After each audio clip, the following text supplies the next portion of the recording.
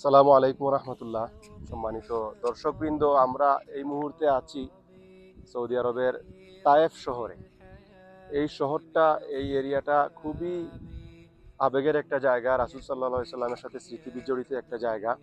এবং আমরা ঠিক এমন একটা জায়গায় দাঁড়িয়ে আছি যে ঘটনার সাথে আমরা সবাই পরিচিত। রাসূল সাল্লাল্লাহু আলাইহি সাল্লাম যখন মক্কা থেকে এই তায়েফে আসলেন দাওয়াতি কাজের জন্য, যখন মক্কার কাফেররা দাওয়াত গ্রহণ করছিল না, তিনি যখন তায়েফে আসলেন একটা আশা নিয়ে, তার সাথে যায়েদ বিন হারিসাকে সাথে নিয়ে, যে হয়তো তারা এই এলাকায় যারা আছে এরা ইসলামের দাওয়াত কবুল করবে। এখানে একটা গোত্র, তাদের 3 ভাই গোত্র প্রধান যারা, তাদের কাছে রাসূল সাল্লাল্লাহু আলাইহি ওয়াসাল্লাম আসছিলেন দাওয়াত নিয়ে, তাদেরকে দাওয়াত দিয়েছিলেন।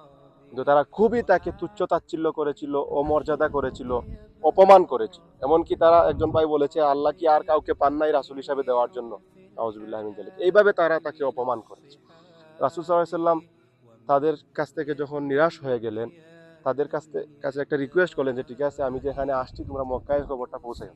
কিন্তু এরপরও তারা এত নির্দয় ছিল, তারা এই খবরটা তো পরের বিষয়, তারা রাসূল সাল্লাল্লাহু আলাইহি ওয়াসাল্লামকে আঘাত করার জন্য তায়েফের দুষ্ট ছেলে যারা ছিল, যারা বখাটে যারা ছিল, তাদেরকে তার পিছনে লেলিয়ে দিল যে তাকে মারার জন্য, আঘাত করার জন্য। তো তারা, রাসূল সাল্লাল্লাহু আলাইহি ওয়াসাল্লাম যখন হেঁটে যাচ্ছিলেন, তারা তাকে বিভিন্ন দিক থেকে পাথর নিক্ষেপ করা শুরু করলো। রাসূল সাল্লাল্লাহু আলাইহি ওয়াসাল্লাম রক্তাক্ত হয়ে গেলেন, পুরো দেহ রক্তাক্ত হয়ে গেল, এবং তার শরীর থেকে রক্ত বেয়ে বেয়ে গিয়ে তার পরনের জুতাটা একদম চুপচুপ হয়ে গেল। রাসূল সাল্লাল্লাহু আলাইহি ওয়াসাল্লাম এখানে আসলেন। আসার পর এই জায়গায় আদ্দাস নামে একজন খ্রিস্টান যুবক রাসূল সাল্লাল্লাহু আলাইহি ওয়াসাল্লামকে আহত অবস্থায় দেখে তাকে তার কাছে নিলেন, এবং তিনি রাসূলকে আঙুরের রস পান করতে দিলেন, রাসূল সাল্লাল্লাহু আলাইহি ওয়াসাল্লামকে আপ্যায়ন করলেন। তিনি, রাসূল সাল্লাল্লাহু আলাইহি ওয়াসাল্লাম যখন পান করছিলেন আঙ্গুরের রস, তখন বিসমিল্লাহ বলে পান করেছিলেন।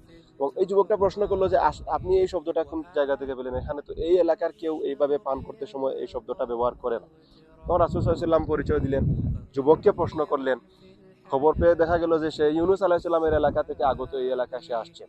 তখন এই নাম শুনে রাসূল সাল্লাল্লাহু আলাইহি ওয়াসাল্লাম বললেন, ইউনুস আমার ভাই, এবং তিনিও নবী ছিলেন, আমিও নবী। এটা শোনার সাথে সাথে এই যুবক আল্লাহ রাসূলের হাত মুবারক ধরে চুম্বন খাইতে লাগলেন, এবং তিনি ঈমান গ্রহণ করে ফেললেন। এইটা হচ্ছে সেই আঙ্গুরের বাগান। এখানেই রাসূল সাল্লাল্লাহু আলাইহি ওয়াসাল্লামকে ওই আব্বাস নামক যুবক আঙ্গুরের রস পান করিয়েছিলেন। এখানে আরেকটা বিষয় আপনাদেরকে বলে রাখি, যখন আল্লাহ রাসূল সাল্লাল্লাহু আলাইহি ওয়াসাল্লাম আহত হলেন, একদম রক্তাক্ত, এই অবস্থায় জিবরাইল আমিন রাসূল সাল্লাল্লাহু আলাইহি ওয়াসাল্লামের কাছে আসলেন। এই তায়েফের দুই পাশের পাহাড় পরিচালনাকারী ফেরেশতাদেরকে সাথে নিয়ে আসলেন। এসে রাসূল সাল্লাল্লাহু আলাইহি ওয়াসাল্লামকে বলেন, ইয়া রাসূলুল্লাহ, আপনি অনুমতি দেন, আপনার সাথে যে আচরণ এই তায়েফবাসী করেছে, এটার কারণে আল্লাহ রাব্বুল আলামিন স্বয়ং রাগান্বিত হয়েছেন, এবং আমাকে প্রেরণ করেছেন এই আশপাশের যত পাহাড় পরিচালনাকারী ফেরেশতা দায়িত্বরত যারা আছেন সবাই আমার সাথে আসছেন। সুতরাং আপনি শুধু অনুমতি দেন, দুই পাহাড় একত্রিত করে এদেরকে চেপে একদম শেষ করে দেওয়া হবে। তখন রাসূল সাল্লাল্লাহু আলাইহি ওয়াসাল্লাম বলেছিলেন, যে এদেরকে যদি শেষ করে দেওয়া হয়, মেরে ফেলা হয়, তাহলে দিনের দাওয়াত তাদের কাছে আমি নিয়ে যাব, তাদেরকে আমি দিনের দাওয়াত পৌঁছে দেব। পরবর্তীতে এই তায়েফবাসী ইসলাম কবুল করেছেন, ইসলামের জন্য প্রচুর কাজ করেছেন।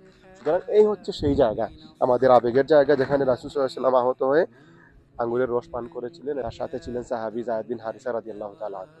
এবং এই স্মৃতিটা ধরে রাখার জন্য এখানে একটা মসজিদ আমার পিছনে দেখতে পাচ্ছেন, এটা তৈরি করলেন। এই মসজিদকে বলা হয় মসজিদ আদ্দাস, অর্থাৎ ওই সাহাবীর নামেই এই মসজিদের নামকরণ করা হয়েছে, মসজিদ আদ্দাস।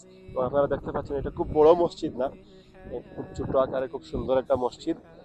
এই হচ্ছে সেই মসজিদ, এখানে কনস্ট্রাকশনের কাজ চলছে, দেখতে পাচ্ছেন আপনারা এদিকে, যে খুব সুন্দর করে এই মসজিদটাকে নির্মাণ করা হচ্ছে পুনরায় আবার। এটাই হচ্ছে মসজিদ আদ্দাস। এই যে এইদিকে আসলে দেখতে পাবেন মসজিদের আরো এরিয়া, এইদিকে আরেকটা রাস্তা মসজিদে ঢোকার জন্য, অন্য পাশের রাস্তা। এটা হচ্ছে এই মসজিদে আসার রাস্তা।